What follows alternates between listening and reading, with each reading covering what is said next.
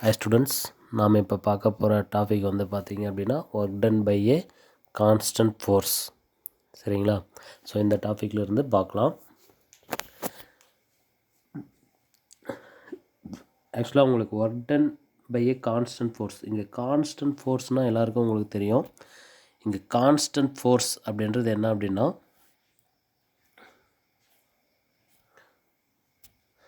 Constant force அப்படின்றது என்னன்னு சொல்லி பார்த்தீங்க அப்படின்னா, மாறாது. நம்ம கொடுக்கக்கூடிய ஃபோர்ஸ் வந்து எப்போவுமே என்ன பண்ணக்கூடாது, மாறக்கூடாது. ஒரே மாதிரியான ஃபோர்ஸை வந்து நம்ம என்ன பண்ணுறோன்னா அப்ளை பண்ணுறோம்.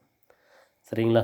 ஃபார் அன் எக்ஸாம்பிள், இதை நம்ம எப்படி எக்ஸ்பிளைன் பண்ணலான்னு பாருங்கள். அப்படின்னா, ஒரு ஹரிசான்டல் சர்ஃபேஸ் எடுத்துக்கிறோம். சரிங்களா? இப்போது இனிஷியல் பொசிஷனில் ஒரு ஆப்ஜெக்ட் வந்து வைக்கிறோம். இந்த ஆப்ஜெக்ட்டுக்கு இங்கே ஒரு பர்சன் வந்து இந்த ஆப்ஜெக்ட் வந்து என்ன பண்ணுறான், ஃபுல் பண்ணுறான் அப்படின்னு வச்சுக்கோ. அப்போது ஃபோர்ஸ் இப்படி கொடுக்குறான். ஸோ நாம் இங்கே கொடுத்த மொத்த ஃபோர்ஸுமே இந்த டைரெக்ஷனில் போகாமல் ஃபோர்ஸ் கொடுத்தோம். இந்த ஆப்ஜெக்ட் வந்து என்ன பண்ணுது, எல்லா கொடுத்த ஃபோர்ஸ் திசையிலே ஆப்ஜெக்ட் மூவ் ஆகாமல் என்ன பண்ணோம் அப்படின்னா, இந்த ஆப்ஜெக்ட் வந்து என்ன பண்ணும், இப்படியும் ஒரு டைரெக்ஷனில் போகுது. அப்படின்னா என்ன அர்த்தம், இது எஃப் காஸ் தீட்டாவாக பிரியுது. இன்னொன்று என்ன பிரியுது, எஃப் சைன் தீட்டாவாக பிரியுது. அப்போ எஃப் சைன் தீட்டா இந்த கொடுக்கக்கூடிய ஃபோர்ஸு எஃப் சைன் தீட்டான்றதில் எந்த ஒரு திசையிலையும் போகிறதில்ல. அப்போ எதில் மட்டும்தான் போகும், நமக்கு எஃப் காஸ் தீட்டான்ற திசையில் மட்டும்தான் போகுது. அப்போது இது இங்கேருந்து மொத்த வேலை என்ன அர்த்தம், எஃப் டபிள்யூ ஈக்குவல் டு, இப்போ இந்த ஆப்ஜெக்ட் இங்கேருந்து எங்கே வந்துச்சு, இங்கே வந்துடுச்சு அப்படின்னு வச்சுக்கோங்களேன். அப்போ இங்கேருந்து இதுக்கான மொத்த டிஸ்டன்ஸ் என்ன வச்சுருப்போம், நம்ம ஆர்னு வச்சுருப்போம். அப்போ நம்ம ஃபார்முலா எழுதுவோம், W equal to F cos theta into r. இப்படி தான் நம்ம வந்து ஃபார்முலாவை எழுதுவோம். சரிங்களா? இப்போது நம்ம செய்யக்கூடிய வேலை பாருங்கள். இங்கேருந்து ஃபோர்ஸ் நம்ம கொடுக்குறோம். டோட்டல் ஃபோர்ஸு மொத்த ஃபோர்ஸுமே இது மேலே அப்ளை பண்ணாமல் ஒரு குறிப்பிட்ட ஃபோர்ஸ் மட்டும்தான் இந்த ஆப்ஜெக்ட் என்ன பண்ணுது, இழுத்துட்டு போகுதுன்னா, அப்போ ஆப்ஜெக்ட் மேபி இங்கே வந்து நிற்குது அப்படின்னு வச்சுக்கோங்களேன். அப்போ இதோட இனிஷியல் இந்த எண்டுலேருந்து இந்த எண்டுக்கு வந்திருக்கு. அப்போ இதை நம்ம ஆர்ஐன்னு வச்சுக்கலாம், இது ஆர்எஃப். அப்போ இது இனிஷியல் டிஸ்டன்ஸ், இது ஃபைனல் டிஸ்டன்ஸ். இப்போ செஞ்சக்கூடிய வேலை வந்து பார்த்தோம் அப்படின்னா ஸ்மால் ஒர்க் டன். ஏன்னா கம்மியான டிஸ்டன்ஸில் மட்டும்தான் மூவ் ஆயிருக்கு. அப்போ ஸ்மால் ஒர்க் டன்னா இந்த ஃபார்முலா எப்படி எழுதலாம், டிடபிள்யூனா ஸ்மால் ஒர்க் டன். அப்போ என்ன ஃபார்முலா தான், எஃப் காஸ் தீட்டா. இங்கேருந்து ஆர்ஐ டு ஆர்எஃப்னு போட்டிருப்போம். இந்த டிஸ்டன்ஸ் வந்து என்ன எழுதலாம்னா டிஆர்னு எழுதலாம். அப்போ இந்த ஃபார்முலா என்ன எழுதிக்கலாம்னா டிடபிள்யூ equal to F cos theta into dr. அப்போது இந்த கான்ஸ்டன்ட் ஃபோர்ஸ் அப்படின்றது எப்படின்னா, நம்ம இங்கே எஃப் காஸ் தீட்டான்னு கொடுத்தோம் இல்லைங்களா, இதோட வேல்யூ 5 நியூட்டனாக இருந்துச்சு அப்படின்னா, இங்கேருந்து இங்கே வரையுமே எவ்வளோ தான் இருக்கணும், அந்த 5 நியூட்டன் ஃபோர்ஸ் மட்டும்தான் கொடுத்துருக்கணும். ஏன் அப்படின்னா அந்த ஃபோர்ஸோட வேல்யூ என்ன பண்ணக்கூடாது, மாறவே கூடாது. சரிங்களா? அதனால தான் அந்த ஃபோர்ஸுக்கு பேர் என்ன சொல்கிறோம் அப்படின்னா கான்ஸ்டன்ட் ஃபோர்ஸ் அப்படின்னு சொல்கிறோம். கான்ஸ்டன்ட் அப்படின்னாவே என்னது, மாறாது. இல்லை இன்னும் உங்களுக்கு சிம்பிளாக சொல்லணும் அப்படின்னா, இப்போ இங்கே ஒரு ஆப்ஜெக்ட் வச்சுருக்கோம். இந்த ஆப்ஜெக்ட்டுக்கு 5 நியூட்டன் ஃபோர்ஸ் நம்ம கொடுக்குறோம். ஆப்ஜெக்ட் இங்கேருந்து இங்கே வந்து என்னாச்சு, மூவ் ஆச்சு. அப்போ மூவ் ஆகிறதுக்கு இங்கே வரும்போதும் 5 நியூட்டன், சென்டரில் இருக்கும்போதும் எவ்வளோ தான் நீ கொடுத்துருக்கணும், 5 நியூட்டன் ஃபோர்ஸ் தான் கொடுக்கணும். அப்போ இங்கே வந்து சேர வரையுமே எவ்வளோ தான் கொடுத்துருக்கோம், நம்ம 5 நியூட்டன் ஃபோர்ஸ் மட்டும்தான் கொடுத்துருக்கோம். அப்போ இந்த 5 நியூட்டன் என்றது என்ன பண்ணலை அப்படின்னா மாறலை. சரிங்களா? அதனால் இது பேர் என்ன சொல்கிறோம், நம்ம கான்ஸ்டன்ட் ஃபோர்ஸ் அப்படின்னு சொல்கிறோம். இப்போ பாருங்கள், when a constant force act on a body, ஒரு கான்ஸ்டன்ட் ஃபோர்ஸ் நம்ம கொடுக்குறோம் அந்த ஆப்ஜெக்ட் மேலே அப்படின்னா,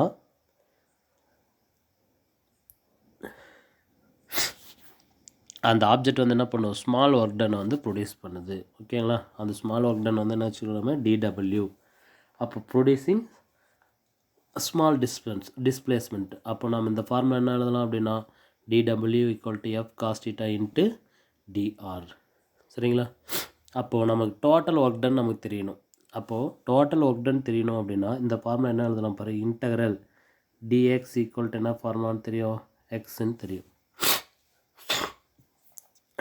அதே மாதிரி தான் நமக்கு என்ன கொடுத்துருக்காங்க, டிடபிள்யூ இருக்குது. ஸோ டிடபிள்யூலேருந்து நமக்கு என்ன வேணும், டபிள்யூ வேணும். டபிள்யூன்றது என்ன சொல்லுவோம், டோட்டல் ஒர்க் டன் அப்படின்னு சொல்லுவோம். அப்போ டோட்டல் ஒர்க் டன் நம்ம பண்ணணும்னா கண்டிப்பாக அதை நம்ம என்ன பண்ணுறோம் அப்படின்னா இன்டகிரேஷன் பண்ணணும். சரிங்களா? அப்போ இன்டகிரேஷன் பண்ணணும் அப்படின்னா இன்டகரல் டிடபிள்யூ ஈக்குவல் டு என்ன எடுத்துக்கணும், நம்ம டபிள்யூ அப்படின்னு எடுத்துக்கலாம். இப்போ இதோட லிமிட் என்ன பண்ணுவோம் அப்படின்னா எங்கேருந்து எங்கே போச்சு, இனிஷியல் டிஸ்டன்ஸ்லேருந்து ஃபைனல் டிஸ்டன்ஸ் வரையும் போச்சு. சரிங்களா? அதனால் ஆர்ஐ டு ஆர்எஃப். இப்போ நம்ம தெரிஞ்ச வேல்யூவில் எடுத்து சப்ஸ்டியூட் பண்ணுங்கள். இன்டகரல் ஆர்ஐ டு ஆர்எஃப் டிடபிள்யூவோட வேல்யூ என்னது, F cos theta into dr. ஆக்சுவலாக நம்ம சொல்லிட்டோம் எஃப் காஸ் தீட்டான்றது என்ன ஃபோர்ஸ் அப்படின்னா கான்ஸ்டன்ட் ஃபோர்ஸ், மாறாதது அப்படின்றது அர்த்தம். ஸோ அப்போ அதை என்ன பண்ணிக்கலாம், நம்ம வெளியே எடுத்துக்கலாங்களா? வெளியே எடுத்துட்டோம் என்ன எழுதுவோம் நம்ம, W equal to F cos theta integral RI to R F D R. அப்போ டிஆரை நம்ம என்ன பண்ணுறோம், இன்டகிரேஷன் பண்ணால் என்ன கிடைக்கும், integral D X equal to X, integral D R equal to R. அப்போ என்ன வரும் நமக்கு, W equal to F cos theta, colour change பண்ணுறேன் பாருங்கள், எஃப் காஸ் தீட்டா, இதை டிஃப்ரென்ஸ் இன்டகிரேஷன் பண்ணால் ஆர் லிமிட் என்ன சப்ஸ்டியூட் பண்ணுவோம், ஆர்ஐ டு ஆர்எஃப். ஸோ எப்போவுமே அப்பர் லிமிட் சப்ஸ்டியூட் பண்ணுவோமா, W equal to F cos theta, upper limit first substitute பண்ணிங்கன்னா R F, lower limit substitute பண்ணும்போது மைனஸ் வரும், மைனஸ் ஆர்ஐ. ஸோ அப்போ கான்ஸ்டன்ட் ஃபோர்ஸ்க்கான ஃபார்முலா என்ன சொல்கிறோம், W equal to F cos theta into RF minus R I அப்படின்றத நம்ம ஆன்சராக சொல்லலாம். ஸோ நம்ம செகண்ட் லெசனில் படிச்சிருப்போம் என்ன அப்படின்னா, இன்டகிரேஷன்றது ஏரியா ஃபைண்டிங் ப்ராசஸ். இன்டகிரேஷன்றது என்ன சொல்லுவோம் நம்ம, ஏரியா ஃபைண்டிங் ப்ராசஸ் அப்படின்னு சொன்னோம். ஸோ அப்போ இந்த ஏரியா ஃபைண்டிங் ப்ராசஸும் இன்டகிரேஷனும் ஒரே மாதிரி வருதா, இன்டகிரேஷன் பண்ணக்கூடிய வேல்யூவும் ஒரே மாதிரி வருதா அப்படின்றத நம்ம கண்டுபிடிக்கிறோம். ஸோ இந்த W equal to F cos theta into RF minus ஆர்ஐன்றது என்ன சொல்லுவோம், work done by a constant force, constant ஃபோர்ஸால் செய்யப்பட்ட வேலை அப்படின்றத நம்ம கண்டுபிடிச்சிட்டோம். சரிங்களா? இப்போ அந்த கண்டுபிடிச்ச வேல்யூவை நம்ம என்ன பண்ணுறோம் அப்படின்னா கிராஃபிக்கல் மெத்தடை யூஸ் பண்ணி எக்ஸ்பிளைன் வெரிஃபிகேஷன் பண்ண போகிறோம். அப்போ நம்ம கிராஃபில் என்ன பண்ணுறோம்னு பாருங்கள். இந்த கிராஃபில் பார்த்தீங்கன்னா எஃப் காஸ் தீட்டாவுக்கும் டிஸ்பிளேஸ்மெண்ட்டுக்கும் நம்ம கிராஃப் வரைகிறோம். சரிங்களா? கிராஃப் வரையும் போது இது 0ன்னு வச்சுக்கலாம்.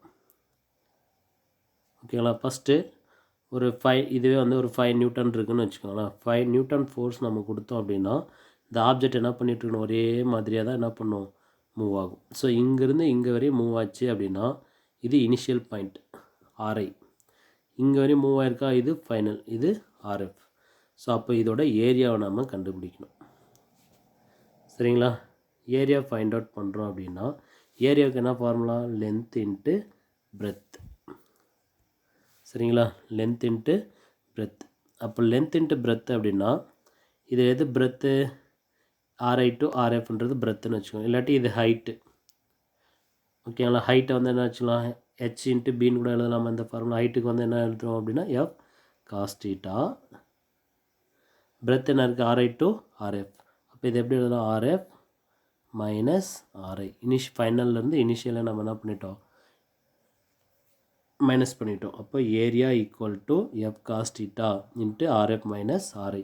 அதே மாதிரி ஒர்க் டனுக்கு என்ன ஃபார்முலா கண்டுபிடிச்சோம், W equal to F cos theta into RF minus RI. So ரெண்டுத்தோட ஆன்சரும் எப்படி இருக்குது அப்படின்னா ஒரே மாதிரியான ஆன்சர் இருக்குது. இதுலேருந்து என்ன தெரிஞ்சுக்கலாம் அப்படின்னா இன்டகிரேஷன் அப்படின்றது ஏரியா ஃபைண்டிங் ப்ராசஸ். இந்த கிராஃபோட ஏரியாவும் நம்ம கண்டுபிடிச்ச இன்டகிரேஷனோட ஒர்க் டன் எப்படி இருக்குது அப்படின்னா ஈக்குவலாக இருக்குது அப்படின்றத நம்ம இதில் தெரிஞ்சிக்கலாம். சரிங்களா? ரொம்ப ரொம்ப இம்பார்ட்டண்டான ஒரு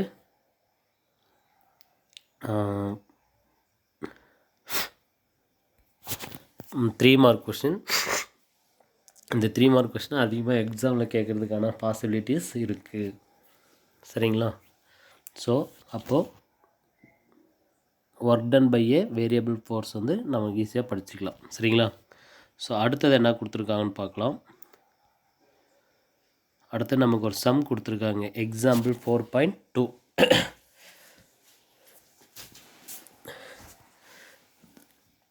ஸோ எக்ஸாம்பிள் 4.2 என்ன கொடுத்துருக்காங்கன்னு பார்க்கலாம். an object of mass 2 kg. இப்போது ஒரு ஆப்ஜெக்ட் வந்து எடுத்துக்கிறோம், அதோட மாஸ் வந்து எவ்வளோ கொடுத்துருக்காங்கன்னா 2 kg. ஓகேவா? அப்போ 2 kg வெயிட் இருக்கக்கூடிய ஒரு object falls from a height of 5 metre to the ground. அப்போ அது எங்கேருந்து போடுறோம் அப்படின்னா ஒரு 5 மீட்டர் ஹைட்லேருந்து நம்ம என்ன பண்ணுறோன்னா அந்த ஆப்ஜெக்ட் வந்து போடுறோம். எங்கே மேலே அப்படின்னா எது மேலேனா கிரவுண்டு வரையும். சரிங்களா? What is the work done by the gravitational force on the object?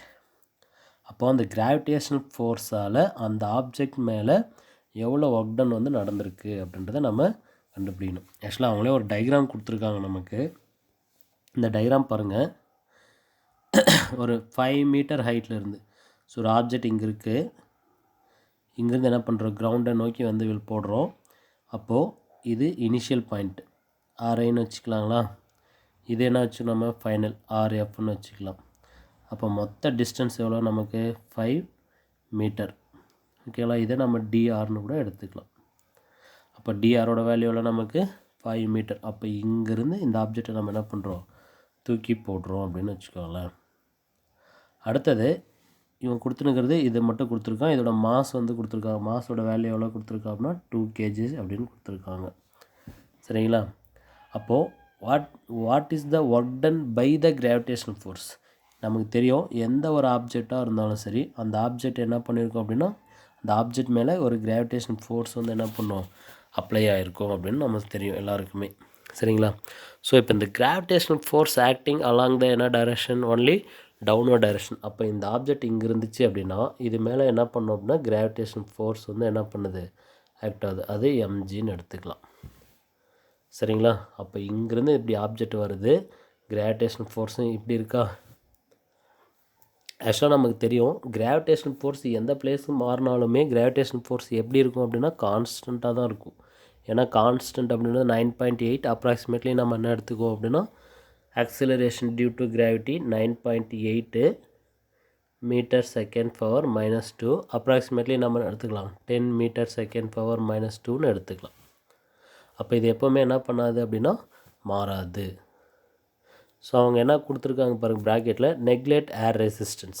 ஒரு ஆப்ஜெக்ட் கீழே வந்துச்சு விழும்போது கண்டிப்பாக என்ன பண்ணுவோம், அதை தடுக்கிறதுக்கு ஒரு ஏர் வந்து ஃபார்ம் ஆகும். ஸோ அந்த ஏரை நம்ம என்ன பண்ணலாம், இல்லாமல் கன்சர்வ் பண்ண போகிறோம். ஸோ அப்போ என்னென்ன டேட்டா கொடுத்துருக்காங்கன்னு பார்க்கலாம். நமக்கு தெரிஞ்ச டேட்டாலாம் எடுத்து எழுதிக்கலாங்களா. டேட்டாவோட வேல்யூ என்ன கொடுத்துருக்காங்க நமக்கு, மாஸ் m = 2 kg. ஜியோட வேல்யூ என்ன கொடுத்துருக்காங்கன்னா 10 metre second power -2 and distance வந்து என்ன எடுத்துகிறோம் நம்ம டிஆரோட வேல்யூ என்ன கொடுத்துருக்காங்க 5 மீட்டர் கொடுத்துருக்காங்க. வேறு ஏதாச்சும் இருக்கா அப்படின்னா இல்லை. ஸோ ஆக்சுவலாக நம்ம என்ன கண்டுபிடிக்கணும், gravitational force on the object. அப்போ கிராவிடேஷனல் ஃபோர்ஸ்ன்றது என்ன ஃபார்முலா அப்படின்னா கான்ஸ்டன்ட் ஃபோர்ஸ். கிராவிடேஷன்ன்றது என்ன அப்படின்னா ஒரு கான்ஸ்டன்ட் தானே. ஸோ அந்த கான்ஸ்டன்ட் ஃபோர்ஸ் இப்போ தான் நம்ம ஒரு டாபிக் பார்த்தோம், work done by a constant force அப்படின்றத நம்ம கண்டுபிடிச்சோம். என்ன ஃபார்முலா கண்டுபிடிச்சிருப்போம், W = F cos theta into RF minus RI அப்படின்ற ஒரு ஃபார்முலாவை கண்டுபிடிச்சோமா. அதே சேம் ஃபார்முலாவை இங்கேயும் நம்ம யூஸ் பண்ணிக்கலாம். சரிங்களா. W = F cos theta into RF minus RI அப்படின்ற ஃபார்முலாவை யூஸ் பண்ணி நம்ம இதுக்கான ஆன்சர் போட போகிறோம். ஏன் அப்படின்னா கிராவிடேஷனல் ஃபோர்ஸ் அப்படின்றது one of the constant force. So constant force இப்போ தான் நம்ம பார்த்தோம், அதுக்கான ஃபார்முலாவை கண்டுபிடிச்சோம். அதனால் அந்த ஃபார்முலாவை அப்படியே இங்கே யூஸ் பண்ணால் மட்டும் போதும். சரிங்களா. ஸோ டேட்டா நமக்கு எழுதியாச்சு, ஃபார்முலாவும் கண்டுபிடிச்சாச்சு. இப்போ நம்ம அதுக்கான சொல்யூஷனை கண்டுபிடிக்கலாம். சரிங்களா. ஸோ அப்போ சொல்யூஷன் கண்டுபிடிக்கிறது அப்படின்னா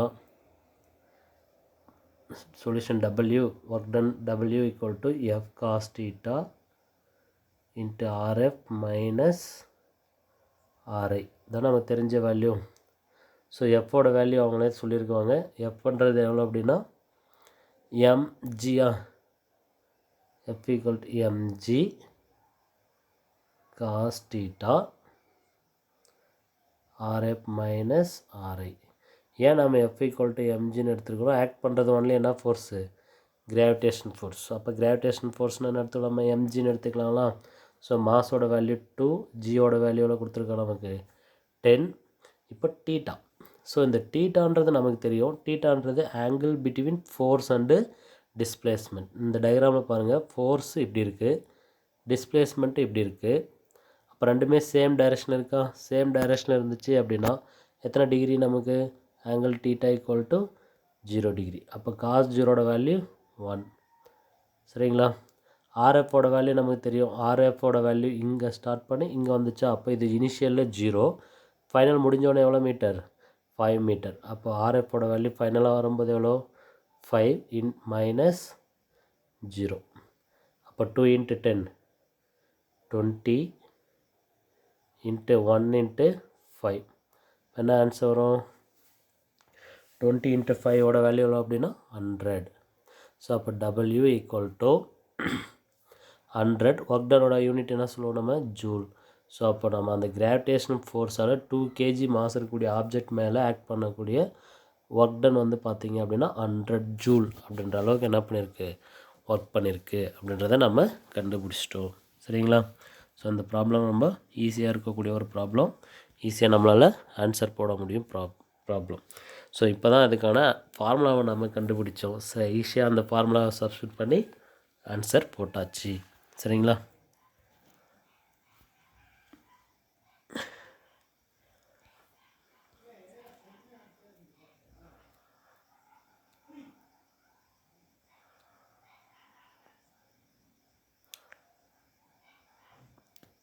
ஸோ இதில் இன்னொரு லைன் கொடுத்துருக்காங்க பாருங்கள். Work done by the gravitation ஃபோர்ஸே பாசிட்டிவ். ஏன் அப்படின்னா நம்ம W ஈக்குவல் டு எவ்வளோ கொடுத்தோம்? 100 ஜூலில் கொடுத்தோமா? 100 ஜூலில் கிடச்சிச்சா? ஸோ அதனால் இதோட வேல்யூ என்ன சொல்கிறோம் நம்ம அப்படின்னா W ஈக்குவல் டு 100 ஜூல் அப்படின்றது பாசிட்டிவில் நமக்கு கிடச்சிருக்கனால the gravitation force on the object work done by the gravitation force on the object is positive அப்படின்றத நம்ம சொல்லியிருக்காங்க. சரிங்களா?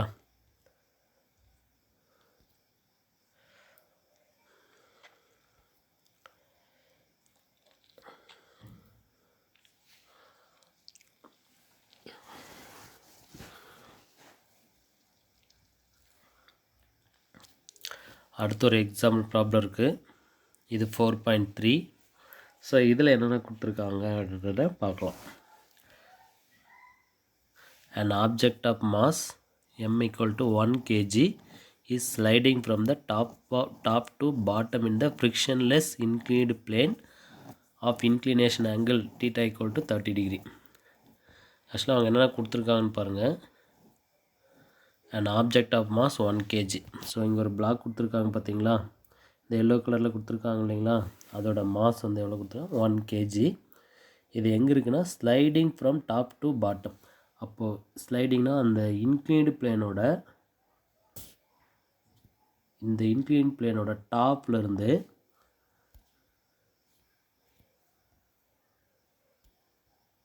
இந்த இன்க்ளைன்ட் பிளேனோட டாப்லேருந்து பாட்டம் வரையும் ஓகே அப்படியே ஸ்லைட் ஆகிட்டு வந்துட்டுருக்கு அப்படின்னு சொல்ல வராங்க. சரிங்களா? டாப் டு பாட்டம் வரையும் ஸ்லைட் ஆகுது. அதுவும் எப்படி இருக்கணும்? அந்த சர்ஃபேஸ் வந்து ஃப்ரிக்ஷன்லெஸ் சர்ஃபேஸ். ஃப்ரிக்ஷன்லெஸ் அப்படின்னு நடத்தோம்னா ஸ்மூத்தாக இருக்கக்கூடிய ஒரு சர்ஃபேஸ். சரிங்களா? அந்த இன்க்ளைன்டு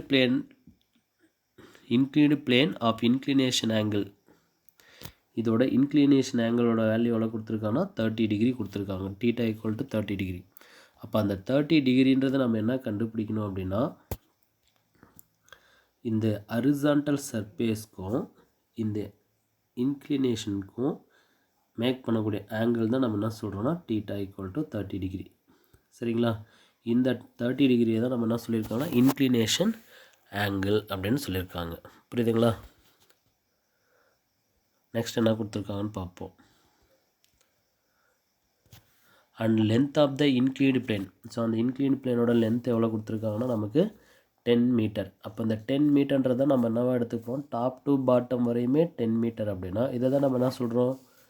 டிஸ்பிளேஸ்மெண்ட் அப்படின்னு கன்சிடர் பண்ணுறோம். Shown in the figure. இப்போ என்ன கண்டுபிடிக்க சொல்லியிருக்காங்க பாருங்கள். Calculate the work done by the gravitation force. Gravitation ஃபோர்ஸால் எவ்வளோ ஒர்க் டன் இருக்குதுன்னு கண்டுபிடிக்கணும். அதே மாதிரி normal force on the object, அந்த ஆப்ஜெக்ட் மேலே நார்மல் ஃபோர்ஸ் ஆக்ட் ஆகுமா, அதனால் எவ்வளோ ஒர்க் டன் இருக்குதுன்னு கண்டுபிடிக்கணும். ஓகேங்களா? Assume the acceleration due to gravity.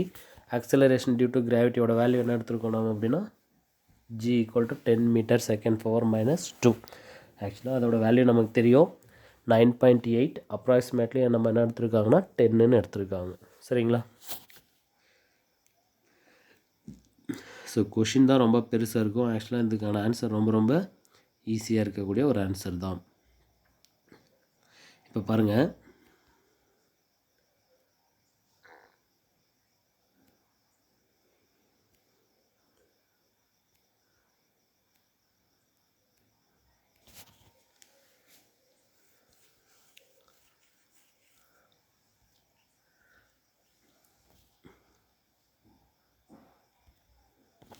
So நம்ம இந்த டயக்ராம் யூஸ் பண்ணிக்கலாம். சரிங்களா? இந்த டயக்ராமில் பாருங்கள்,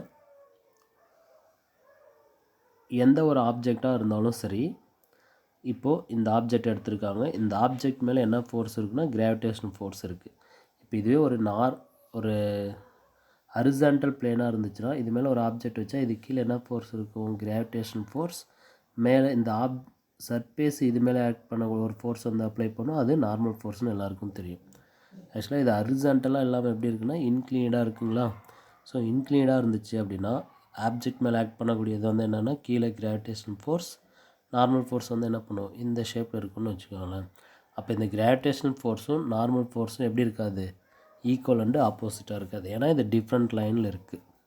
ஸோ அதனால் என்ன பண்ணுறோம் அப்படின்னா, இந்த கிராவிடேஷன் ஃபோர்ஸ் எம்ஜி இருக்கு இல்லைங்களா? அந்த எம்ஜி வந்து என்ன பண்ணோம் அப்படின்னா, மொத்த ஃபோர்ஸுமே அந்த ஆப்ஜெக்ட் மேலே செலுத்தாமல் 2 டைப்ஸாக டிவைட் ஆகுது.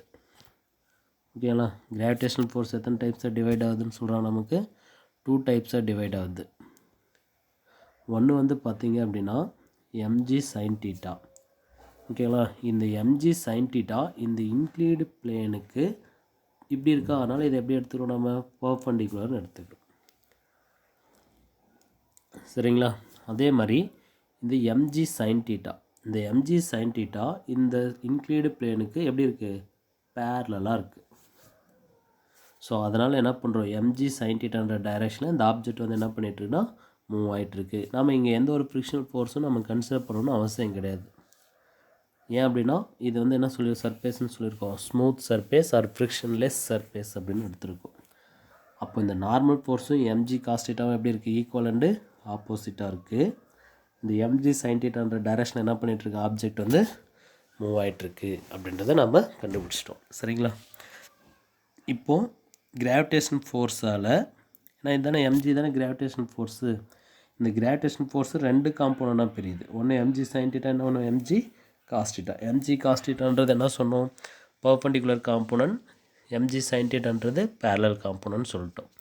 அப்போ எம்ஜி காஸ் தீட்டான்ற பர்பெண்டிகுலர் காம்போனன்டால் அந்த ஆப்ஜெக்ட் என்ன பண்ணலை? மூவ் ஆகலை. அப்போ இந்த கிராவிடேஷன் ஃபோர்ஸு ஒரு பார்ட்டால் ஒரு யூஸும் இல்லை. ஆனால் இன்னொரு பார்ட் என்னது? எம்ஜி சைன் தீட்டா, அது வழியாக என்ன பண்ணுவோம்? அந்த ஆப்ஜெக்ட் வந்து மூவ் ஆகுதுன்னு நம்ம ஃபைண்ட் அவுட் பண்ணியிருக்கோம். இப்போது இதுக்கான ஒர்க் டன் என்னன்னு சொல்லி நம்ம கண்டுபிடிக்கலாம். சரிங்களா? First work done by a gravitation force. Work done by a gravitation force acting on a object. அந்த ஆப்ஜெக்ட் மேலே இருக்கக்கூடிய கிராவிடேஷன் ஃபோர்ஸால் ஒர்க் டன் என்னன்னு சொல்லி நம்ம கண்டுபிடிக்கலாம். சரிங்களா? ஸோ அப்போ W ஈக்குவல் டு ஃபார்முலா எடுத்துக்கலாம் நம்ம, F cos theta into TR. சரிங்களா? இதான் நமக்கு தெரிஞ்ச ஃபார்முலா. இது எப்படி எழுதலாம்? நம்ம W equal to F dr cos தீட்டான்னு எழுதலாம். இப்போ இந்த எஃப்போட வேல்யூ என்ன எடுத்துருக்கோம்? எஃப் ஈக்குவல் டு ஒன்லி என்னது? எம்ஜி சைன் தீட்டாவா? இப்போ F equal to mg sine theta. அதை எடுத்து இங்கே சப்ஸ்டியூட் பண்ணலாமா? W equal to mg sin theta into dr cos theta. இந்த cos thetaன்றது என்ன அப்படின்னா, ஓகேங்களா, எஃப்க்கும் டிஆருக்கும் ஃபோர்ஸ்க்கும் டிஸ்பிளேஸ்மெண்ட்டுக்கும் உள்ள ஆங்கிள் தான் நம்ம cos thetaன்னு எடுத்திருக்கோம், இந்த தீட்டா. ஆனால் இங்கே எம்ஜி சைன் தீட்டான்றது என்ன அப்படின்னா, இந்த ஹரிசாண்டல் சர்ஃபேஸ்க்கும் இந்த இன்க்ளைன்டு பிளேனுக்கும் மேக் பண்ண ஆங்கிள் என்ன எடுத்துருக்கோம்? நம்ம தீட்டான்னு எடுத்துக்கணும். சரிங்களா? இந்த 2 இடத்துல தீட்டா வர்றதுனால கன்ஃபியூஷன் ஆகிடாதீங்க. காஸ் தீட்டான்றது ஃபார்முலா வர்றது. அப்போ காஸ் தீட்டானா என்ன மீனிங்? எஃப்க்கும் டிஆருக்கும் உள்ள ஆங்கிளை நம்ம காஸ் தீட்டான்னு மென்ஷன் பண்ணுறோம். இந்த சைன் தீட்டா, இங்கே ஒரு தீட்டா இருக்கு இல்லைங்களா, இந்த தீட்டான்றது என்னன்னா இந்த ஆங்கிள் ஆஃப் இன்க்ளினேஷனை மென்ஷன் பண்ணுறது அந்த தீட்டாவோட வேல்யூ. அப்போ நம்ம ஃபார்முலா கண்டுபிடிச்சிட்டோம். W = mg sin theta into dr cos theta. சரிங்களா?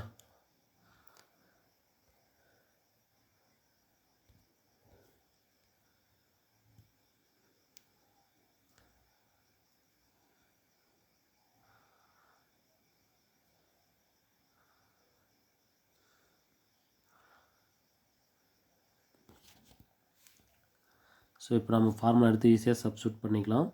W = என்ன சொன்னோம் நம்ம, mg sin theta dr cos theta. இந்த ஃபார்முலா வச்சுருக்கலாங்களா? mோட வேல்யூ 1 kg, gயோட வேல்யூ 10, sin 30 டிகிரி வச்சுக்கலாங்களா? sin 30 டிகிரி இன்ட்டு டிஆரோட வேல்யூ மொத்தமாக எவ்வளோ அப்படின்னு சொல்லி பார்த்தோம். நம்ம எத்தனை மீட்டர் சொல்லியிருக்காங்க அப்படின்னா 10 மீட்டர். காஸ் டீட்டாவோட வேல்யூ, காஸ் டீட்டாவோட வேல்யூ என்ன சொன்னோம், எஃப்க்கும் டிஆருக்கும் உள்ள ஆங்கிளில் தான் நம்ம என்ன சொல்கிறோம் அப்படின்னா காஸ் டீட்டான்னு சொன்னோம். அப்போ ஃபோர்ஸ் வந்து எம்ஜி சைன் டீட்டாவா, டிஆர் வந்து என்ன சொல்ல மொத்தமாக ரெண்டுமே என்ன ஆங்கிள் இருக்குன்னா, இதுவும் இப்படி இருக்குது, இன்க்ளீடு சர்ஃபேஸும் இப்படி இருக்குன்னா ரெண்டுத்தோட ஆங்கிள் என்ன இருக்குது, சேம் ஆங்கிளாக, ஐ மீன் ஒரே டைரக்ஷனில் இருந்துச்சுன்னா ஆங்கிளோட வேல்யூ 0. அப்போ காஸ் 0ஓட வேல்யூ 1. சப்ஸ்டியூட் பண்ணுங்கள். 10 இன்ட்டு சைன் 30 டிகிரியோட வேல்யூ 1/2 இன்ட்டு 10. அப்போ 10 இன்ட்டு 10 எவ்வளோ, W = 100 டிவைட் பை 2. கேன்சல் பண்ணால் எவ்வளோ, W = 50. அப்போ நமக்கு என்ன ஆன்சர் வருது அப்படின்னா, கலர் சேஞ்ச் பண்ணுற பாருங்கள், W = 50 ஜூல். ஓகேங்களா? W = 50 joule. அப்போ நம்ம ஒன்னோட வேல்யூ கண்டுபிடிச்சிட்டோம். அப்போ கிராவிடேஷனல் ஃபோர்ஸால் எவ்வளோ ஒர்க் டன் நடந்துச்சு அப்படின்னா 50 ஜூல் வந்து ஒர்க் டன் வந்து நமக்கு நடந்துச்சு அப்படின்னு ஒரு ஆன்சர் நம்ம ஃபைண்ட் அவுட் பண்ணிட்டோம். சரிங்களா? அடுத்தது என்ன ஒன்று கண்டுபிடிக்க சொன்னோம், second one, and normal force on the object. Normal force on the object மேலே என்ன ஒர்க் டன் இருக்குன்னு சொல்லி நம்ம கண்டுபிடிக்கணும். சரிங்களா? அப்போ அதே சேம் ஃபார்முலாவை யூஸ் பண்ணுறோம்.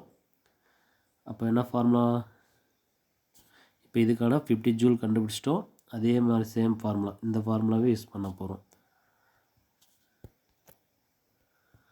ஃபார்முலா என்ன, W = mg sin theta dr cos theta. இது நார்மல் ஃபோர்ஸ்க்கான ஃபார்முலா. இப்போ அதே சேம் வேல்யூலாம் சப்ஸ்டியூட், எம்மோட வேல்யூ 1, ஜியோட வேல்யூ 10, இதோட வேல்யூ 1/2, டிஆரோட வேல்யூ 10, இங்கே காஸ் 0. ஆக்சுவலாக ஃபோர்ஸுக்கும் டிஸ்பிளேஸ்மெண்ட்டுக்கும் உள்ள ஆங்கிளில் தான் நம்ம கண்டுபிடிக்கணும். இப்போ பாருங்கள், n = mg cos theta. ஆமாம் தானே? இது நார்மல் ஃபோர்ஸு, இது mg cos theta. இந்த நார்மல் ஃபோர்ஸ் இப்படி இருக்குது, சர்ஃபேஸ் வந்து எப்படி இருக்குன்னா, இன்க்ளீடு ஆங்கிள் வந்து இன்க்ளீடு சர்ஃபேஸ் வந்து இப்படி இருக்குது. அப்போ எப்படி பர்பண்டிகுலர்னால் எத்தனை டிகிரி, 90 டிகிரி. நான் முன்னாடியே ஒன்று சொல்லியிருப்போம், ஃபோர்ஸும் டிஸ்பிளேஸ்மெண்ட்டும் 90 டிகிரி இருந்துச்சு, பர்பண்டிகுலராக இருந்துச்சுன்னா ஒர்க் டனோட வேல்யூ என்ன சொன்னோம் நம்ம, 0. ஐ மீன் இங்கே காஸ் 90, காஸ் 90ஓட வேல்யூ 0. அப்போ டோட்டல் டேர்மும் என்ன ஆகிடும், 0. அப்போ ஒர்க் டன் = 0. சரிங்களா? அப்போது normal ஃபோர்ஸும், the normal force n are perpendicular to direction of motion of object. அப்போ இந்த நார்மல் ஃபோர்ஸும் ஆப்ஜெக்ட் இப்படி மூவ் ஆகுறது எப்படி இருக்குது, பர்பண்டிகுலராக இருக்கிறதுனால அது மேலே என்ன பண்ணாது, எந்த ஒரு ஒர்க்குமே செய்யாது. ஸோ ஒர்க் டன் = 0 அப்படின்னு சொல்லிட்டு நம்ம ஃபைண்ட் அவுட் பண்ணிட்டோம். புரியுதுங்களா? அப்போ கிராவிடேஷனல் ஃபோர்ஸால் செய்யப்பட்ட வேலை வந்து பார்த்திங்கன்னா 50 ஜூல். நார்மல் ஃபோர்ஸால் ஒர்க் பண்ணக்கூடிய ஒர்க் டனோட வேல்யூ வந்து பார்த்திங்கன்னா 0 அப்படின்றத நம்ம ஈஸியாக ஃபைண்ட் அவுட் பண்ணிட்டோம்.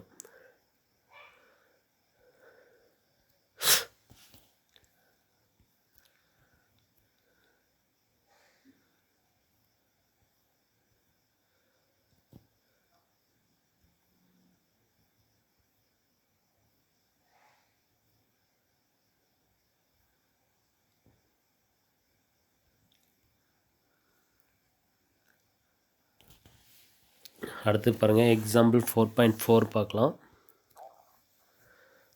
If an object of mass 2 kg is thrown up from the ground, reaches the height of 5 meter and falls back to the earth. Neglect the air resistance. இப்போ என்ன பண்ணுறோன்னா ஒரு ஆப்ஜெக்ட் இருக்குது ஓகேங்களா. அந்த ஆப்ஜெக்டை நம்ம என்ன பண்ணுறோம் அப்படின்னா ஒரு ஆப்ஜெக்டை வந்து தூக்கி மேலே ஏறிடும் ஓகேங்களா. அதோட ஆப்ஜெக்டோட வெயிட் வந்து எவ்வளோனா 2 kg. அந்த 2 kg ஆப்ஜெக்டை வந்து தூக்கி மேலே போடுறோம் ஓகேங்களா.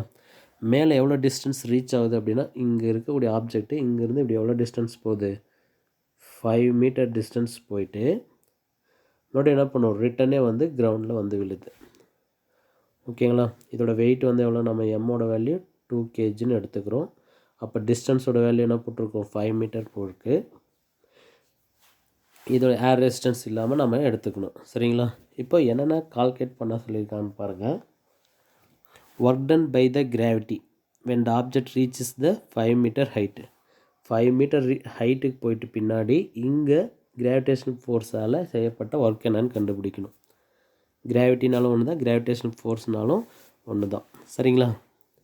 இது ஒன்று கண்டுபிடிக்கலாம். Second one, work done by gravity when the object comes back to earth. இப்படி போயிட்டு இங்கே இருக்கும்போது ஒன்று கண்டுபிடிச்சோம், மறுபடியும் இங்கே போயிட்டு இங்கே வரும்போதும் ஒன்று கண்டுபிடிக்கணும். இந்த எண்டுக்கு வந்துட்டு பின்னாடி ஒன்று கண்டுபிடிக்கலாம் சரிங்களா. அடுத்தது third one, total work done by gravity both in upward and downward motion and mention the physical significance the result. அப்போது டோட்டல் ஒர்க் டன் அப்வர்ட்லேயும் டவுன்வர்டையும் மோஷன்லேயும் வந்துட்டு பாடி டோட்டல் ஒர்க் டன் என்னன்னு சொல்லி ஃபைண்ட் அவுட் பண்ணிவிட்டு அதுக்கான ரிசல்ட் என்னன்னு சொல்லணும். அதோட சிக்னிஃபிகன்ஸை நாம் ரிசல்ட்டாக கொடுக்கலாம் சரிங்களா. ரொம்ப பெரிய கொஷினாக பார்த்து பயந்துடாதீங்க, ரொம்ப ரொம்ப ஈஸியான கொஷின் தான். நம்ம ஈஸியாக இதுக்கான ஆன்சர் நம்ம போட்டுடலாம் சரிங்களா. நம்ம முன்னே ஒர்க் டன்னுக்கு தெரிஞ்ச ஃபார்முலா தான் யூஸ் பண்ண போகிறோம், அதனால் ரொம்ப ஈஸியாக தான் இருக்கும்.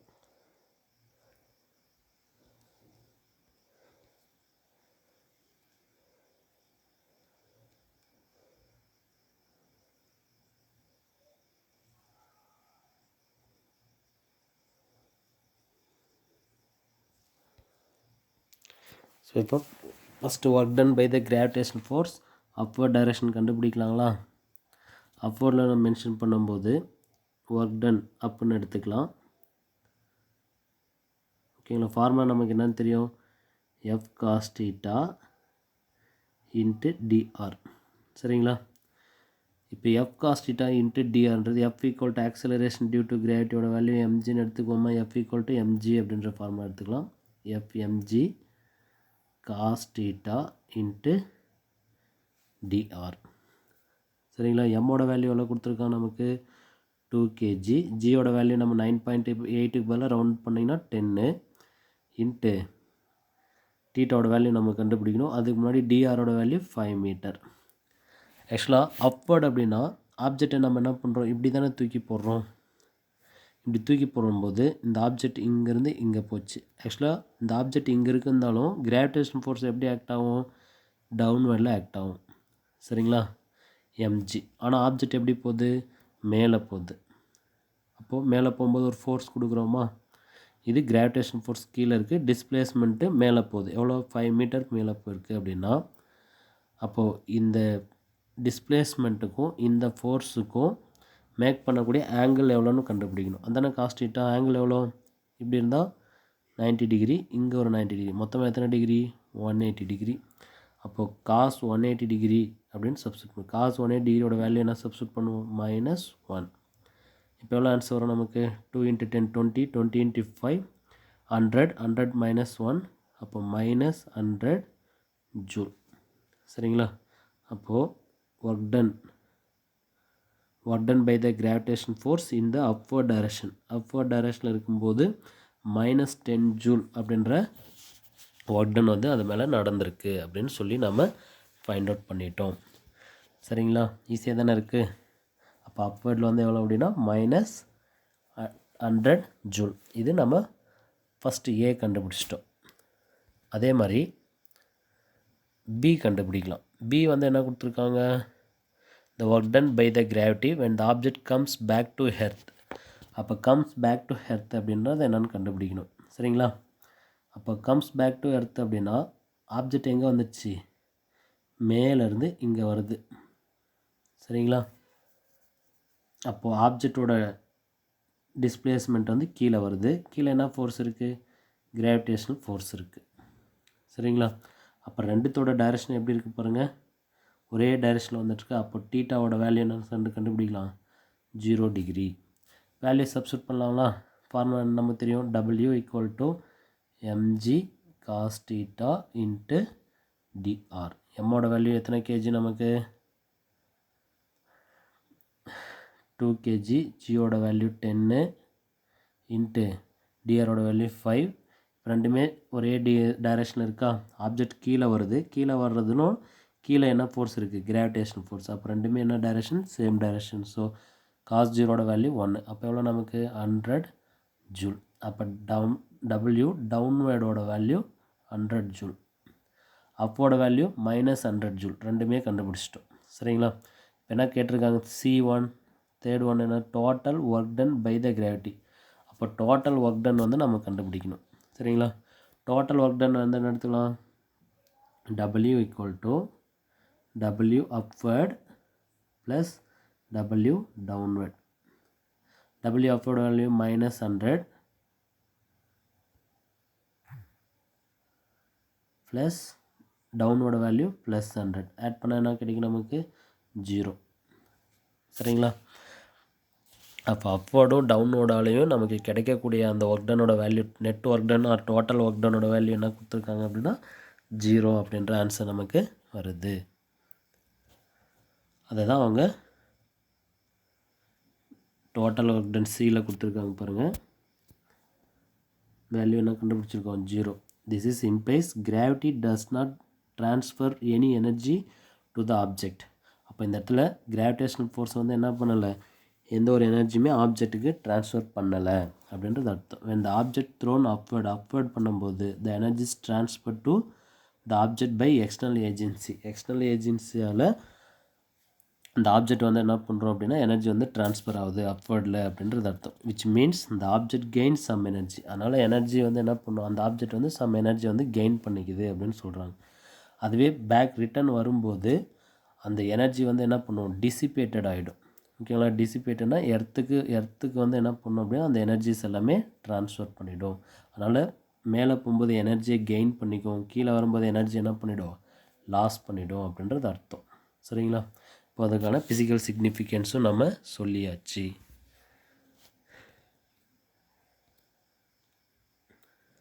ஸோ மீதி இருக்கிறத நம்ம நெக்ஸ்ட் கிளாஸில் பார்க்கலாம். சரிங்களா?